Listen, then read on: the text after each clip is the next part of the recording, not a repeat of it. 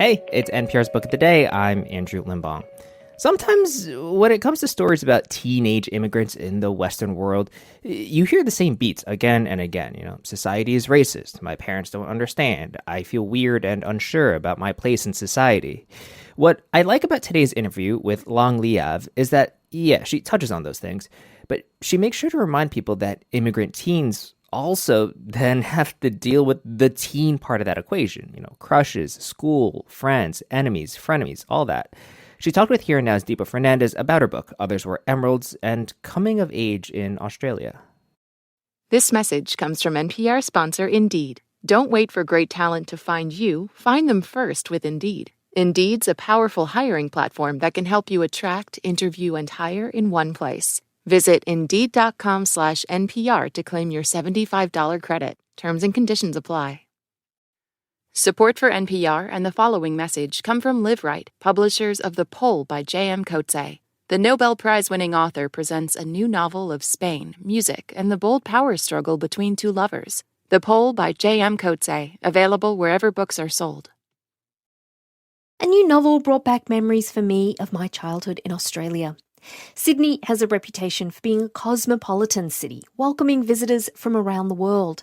But in the late 1980s and early 90s, it was much more hostile to non-whites, as Lang Leav's book Others Were Emeralds reminds us. The book is centred around Ai, the child of refugees who escaped the Khmer Rouge. Her family has settled in the fictional immigrant town of Whitlam, where Ai has a close group of friends. But their closeness is threatened by the constant hostility they face from white Australians. Lang Leav is also the child of refugees. She grew up in the mostly migrant town of Cabramatta, one of Sydney's outer suburbs. Once again, her book is Others Were Emeralds. Lang, welcome to Here and Now. Thank you so much. I'm so happy to be here. Your family fled the Khmer Rouge and they settled in Sydney in Australia. And Yes. How did your real-life experience shape the book? I think it was such a pivotal time in Australia's history. We were the first major wave of Asian immigrants to settle in Australia. And because we just looked so different, and there was this whole image of Australia where it was just, the bikini-clad blondes, the blokey guys, and everything that we were was just completely contrary to that. So I think it was quite a hostile place. So a lot of that went into the book. I showed that through Ai's experience. Yeah, and I want to get into some of that because honestly, I'm sure this has been your experience too. But, having grown up in Sydney myself, people Yes. find it hard to believe that level of open racism and hostility exists. But let's zero in on Cabramatta, where you grew up, and I'm guessing Yes. Whitlam, the suburb Yes. in the book, is a proxy for Cabramatta. Cabramatta was a place, it was like a place of refuge for my family where we could go and eat and shop cheaply for all the Asian groceries, where we didn't stand out. But I have to say, Lang, I know that I didn't live there. It would have been very different living there. It was highly policed. The media portrayed it as kind of gang-riddled and dangerous. What was it like to grow up there?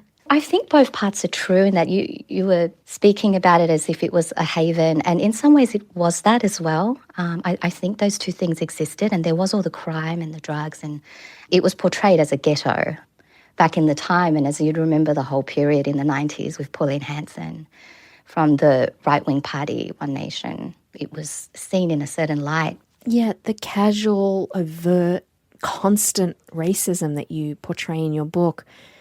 I mean, I have to say it's something I relate to a lot.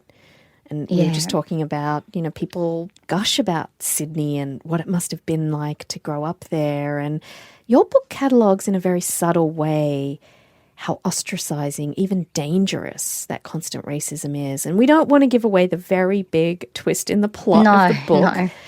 But Yeah. talk about the ever-present racism that the characters deal with, because it's constant and it's overt. There's nothing subtle about it.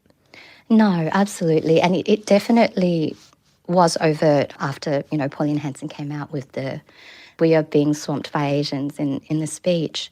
It was something that I just dealt with every day, but I thought it was normal. It's just little things like, not being served in a shop, there was a scene that I described, which is actually taken from a real scene. And it was the bicentenary, and I's like 8 years old, and she's on a ferry and she's being spat on. And the fact that someone can spit on an 8-year-old girl, it just seems to me, like you said, it's hard to believe that this is what happened in Sydney.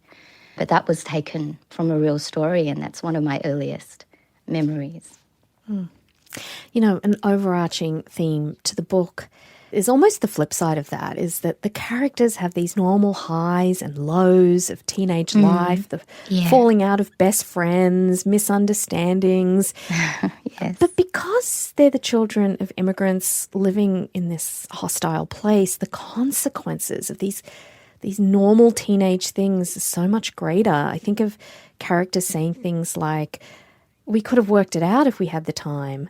What do you want the audience to understand about these teens' lives?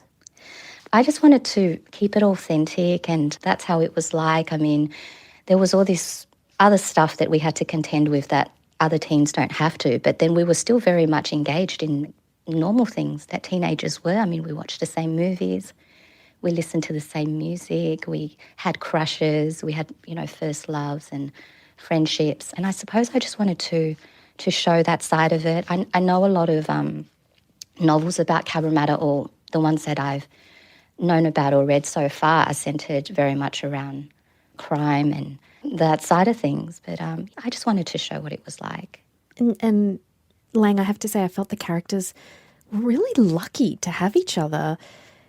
All the children of Asian refugees or immigrants, and they had such a bond, and there was a safety and comfort in their shared ethnicity. I found myself envying them, even though they were living amidst this hostility. How important is that deep connection to being able to get ahead inside of that kind of larger hostile world that they were coming of age in? Well, I think it was a place where they could feel safe, and that's certainly how I felt growing up, in that every time we left Cabramatta, there was a feeling that there would be a confrontation, there would be some sort of racism that would have to deal with, and that was always ever present. And I guess I just wanted to create that sense of safety and that bond, and I think in many ways that's the sort of bonds that you do form when you're young. They're ones that you look back on. I wrote Others Were Emeralds during the height of the pandemic, and I was living here in New Zealand, and I couldn't visit my hometown of Cabramatta as often as I used to be able to. So I just started to feel very nostalgic, and just looking back. You also interrogated the trauma of refugees and how that lingers, even festers. Inside of their new and safe homeland of Australia. It seemed like largely unaddressed trauma because no one had the time or the resources to go to therapy or do any kind of self-care. I'm wondering if you think things might have turned out differently for the children if their parents had been able to work on their own deep traumas that they escaped from. Oh, absolutely. I mean, I think that would have been key because it was just a very loaded situation in that all the immigrants were just thrown into this settlement, and, they were suffering from, they'd seen horrific things. They were suffering from PTSD and a number of other things. A lot of them had lost loved ones. So it was a very, like I said, like a loaded situation. And if there had been the help there, if we had talked about mental health, which you didn't really in the 80s or 90s, it wasn't something that was really addressed, then I think the children would have benefited from that. Because there was always this war between the children and the parents. It's like they lived in one world and we lived in another. There is that divide and that language barrier because the two worlds are just so vastly different. Do you feel like Australia has progressed? I haven't lived there in 2 decades. Is it a more inclusive place, do you think? Oh, yeah. I mean, I don't think it's perfect, but nowhere really is. But from where we came from, absolutely, it's become a lot more inclusive. I want to ask you just about the title of your book, Others Were Emeralds. Where did that come from? It's a line in a book, but it just seemed to fit just because I always felt like the other, growing up in Sydney. And as you know, Sydney is sometimes referred to as the Emerald City and the Wizard of Oz. And I always felt like it never belonged to me. It wasn't my country. And it was something that was said to me a number of times, this isn't your country. And when you grow up hearing that, then you start to believe it. What do you want people to take away from your book, Lang? I would love people to just fall in love with the characters and I guess get a sense of what it was like, the whole nuance of growing up in that time.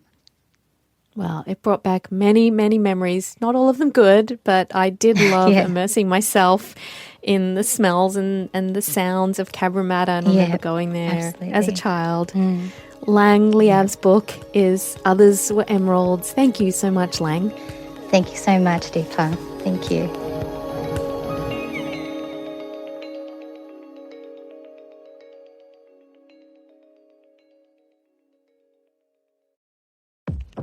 Black perspectives haven't always been centered in the telling of America's story. Now, we're taking center stage. Introducing NPR's Black Stories, Black Truths, a collection of Black-led stories from NPR's podcasts. Search NPR Black Stories, Black Truths wherever you get your podcasts.